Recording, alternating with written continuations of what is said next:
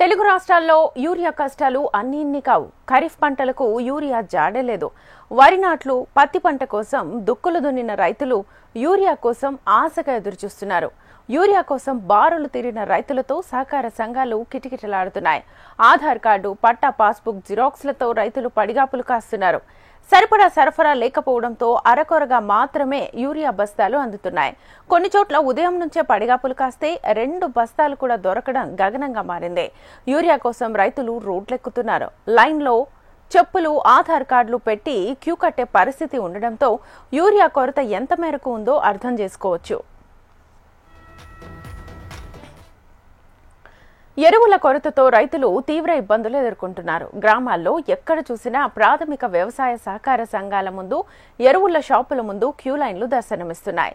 ఎరువుల అవసరాలకు సంబంధించిన అంచనాలకు వాస్తవ పంపిణీకి మధ్య భారీ వ్యత్యాసం కనిపిస్తోంది. ఈ సీజన్లో అన్ని ఎరువులు కలిపి 23 లక్షల టన్నులు అవసరమని ప్రభుత్వం అంచనా వేసింది. ఏప్రిల్ నుంచి జూలై వరకు అన్ని ఎరువులు కలిపి 16,52,000 టన్నుల మేర కంపెనీలు సరఫరా చేయాలి. ప్రస్తుతానికి 7,08,000 టన్నులు మాత్రమే సరఫరా చేశాయి. 8,72,000 టన్నులకు కోత పెట్టాయి.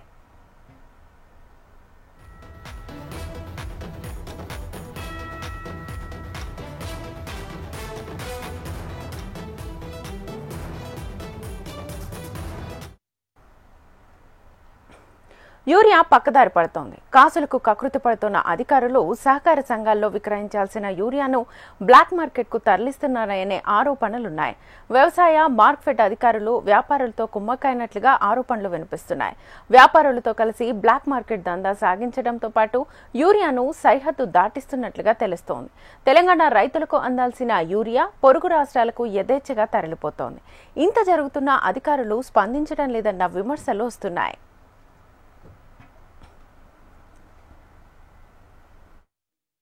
మార్కెట్లో దొరుకుతలేదు. ఎందుకంటే ఇది బాగా షార్టేజ్ ఉన్నది. వేరే కొంటేనే లింకు పెట్టి ఫర్టిలైజర్ ఇస్తామంటున్నారు. కానిపోని ఫర్టిలైజర్ కానీ కానిపోని ప్యాకెట్స్ ఇస్తామంటున్నారు.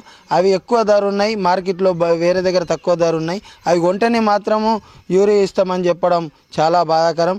ఉన్న ప్రభుత్వం రైతు ప్రభుత్వం అని చెప్పుకుంటుంది. మరి కేంద్ర ప్రభుత్వాలు కానీ రాష్ట్ర ప్రభుత్వాలు కానీ కనీసం రైతులు పైసలు పెట్టి కొనడానికి ఫర్టిలైజర్ కూడా ఇవ్వకపోతే, ఫర్టిలైజర్ సరైన టైంలో ఇంత పత్తికి వేయకపోతే నీకు రేపు దిగుబడి తగ్గిపోతుంది. దానివల్ల రైతు ఆర్థికంగా నష్టపోతాడు. కాను దిగుబడి తగ్గిపోయి 5-6 కుంటాలు 7-8 కుంటాలు దిగుబడి వస్తుంది.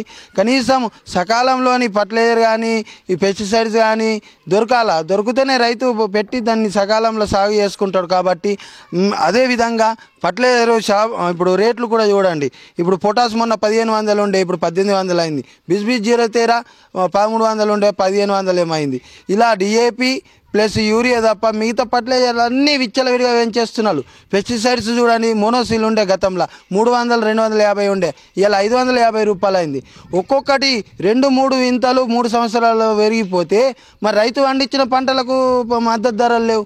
ఇలా పత్తి 7,000 ఉండే. సొసైటీలు, డీలర్లు యూరియా కొరత సృష్టిస్తుండటంతో రైతులు బెంబేలెత్తిపోతున్నారు. వ్యాపారులు అదును చూసి యూరియా రేట్లు అమాంతం పెంచేస్తున్నారు. సహకార సొసైటీల వద్ద ఒక రేట్ అయితే డీలర్ల వద్ద మరో రేటుకు యూరియాని అమ్ముతున్నారు. తప్పనిసరి పరిస్థితుల్లో రైతులు ఎక్కువ రేటుకు యూరియా కొనాల్సి వస్తోంది. సొసైటీల్లో 265 రూపాయలకు అమ్ముతుండగా బయట 350 నుంచి 400 రూపాయల వరకు విక్రయిస్తున్నారని రైతులు అంటున్నారు. గుళికల యూరియాకు కొరత ఏర్పడుతుండటంతో వ్యాపారులు రైతులకు నానో యూరియాని కట్టబెడుతున్నారు. కొన్ని చోట్ల నానో యూరియా కొనుగోలు చేస్తేనే గుళికల యూరియా ఇస్తామని షరతులు పెడుతున్నట్లుగా రైతులు ఆగ్రహం వ్యక్తం చేస్తున్నారు. అక్రమ లాభం కోసం సరఫరాలను బ్లాక్ మార్కెట్కు తరలించి దోచుకుంటున్నారని అన్నదాతలు ఆరోపిస్తున్నారు. వరికి, పత్తి చేన్లకు యూరియా లేక ఇబ్బందులు పడుతున్నామని వాపోయారు. సరిపోయేంత యూరియా లేకపోతే పంటల దిగుబడిపై ప్రభావం చూపిస్తుందని రైతులు అంటున్నారు. ఈరోజు ఫర్టిలైజర్స్ కేంద్ర గవర్నమెంట్ ఏదైతే ఫర్టిలైజర్స్ రేటు పెంచిందో ఒక యూరియా, డిఏపి తప్ప మిగతా అన్ని రైతుల మీద భారం మోపుతుంది.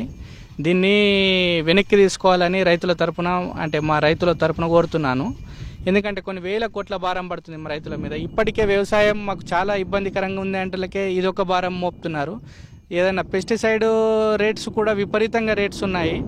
అవి రేట్స్ ఆల్రెడీ ఉన్నాయి, కానీ ఇక ఇది కూడా ఇంకా రైతులపై భారం మోపితే చాలా ఇబ్బందికి గురవుతారని.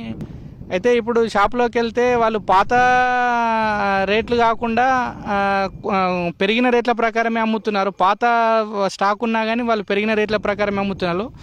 కొద్దిగా యూరియా కూడా కొరతగా ఉంది. దీనిపైన కూడా గవర్నమెంట్ వాళ్ళు దృష్టి పెట్టాలని కోరుతున్నాను. ఇప్పుడు లైన్లో నిలబడి పొద్దుంత నిలబడి తీసుక పొద్దున్న నుంచి మరి ఇస్తాం ఇయ్యమని చెప్తున్నారు. మరి ఇస్తాలా ఇయ్యాలనేది ఏదైనా మాకు ఇవ్వాలి కదా, వచ్చినంత వరకు అయితే ఇచ్చేయాలి కదా.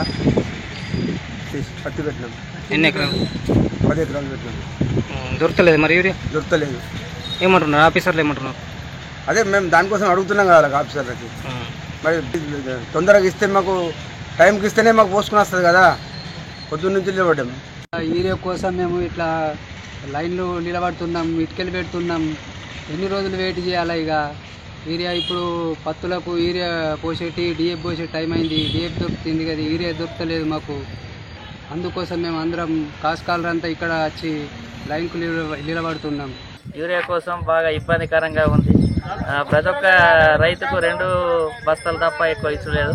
ప్రతి ఒక్క రైతు చేనుల పనులు పెట్టి యూరియా కోసం ఇక్కడ వెయిట్ చేయడం జరుగుతుంది. కాబట్టి ఇప్పటికైనా అధికారులు కొద్దిగా యూరియాని కానీ డిఏపిని కానీ జీరో తేరా కానీ అందుబాటులో ఉంటాయి కదా అని మా యొక్క పల్లి రైతు సమక్షంలో కోరడం జరుగుతుంది. రామగుండం ఎరువుల కర్మాగారం తిరిగి ప్రారంభం కావడంతో రైతులు ఆనందం వ్యక్తం చేశారు. అయితే ఆర్ఎఫ్సిఎల్ నుంచి ఈసారి యూరియా కోత పడింది. సరిపడా యూరియా పంపిణీ చేయకపోవడంతో రైతులు ఇబ్బందులు పడుతున్నారు. కేంద్రం సరిపోయేంత యూరియా సరఫరా చేయడం లేదని రాష్ట్ర మంత్రులు అంటున్నారు. కేంద్రం సరిపడా యూరియా సరఫరా చేయలేదని మంత్రులు చెబుతున్నారు. మరోవైపు రైతులకు అవసరమైన యూరియా సరఫరా చేయడంలో కాంగ్రెస్ ప్రభుత్వం విఫలమైందని ప్రతిపక్ష బీఆర్ఎస్ నేతలు అంటున్నారు. వానాకాలం సాగుకు ముందే ప్రభుత్వం సమాయత్తం కావాలి. సరిపడా ఎరువులను రైతులకు అందుబాటులో ఉంచాలి. ముందస్తు ప్రణాళిక లేకపోవడంతో రైతులకు కష్టాలు తప్పడం లేదు.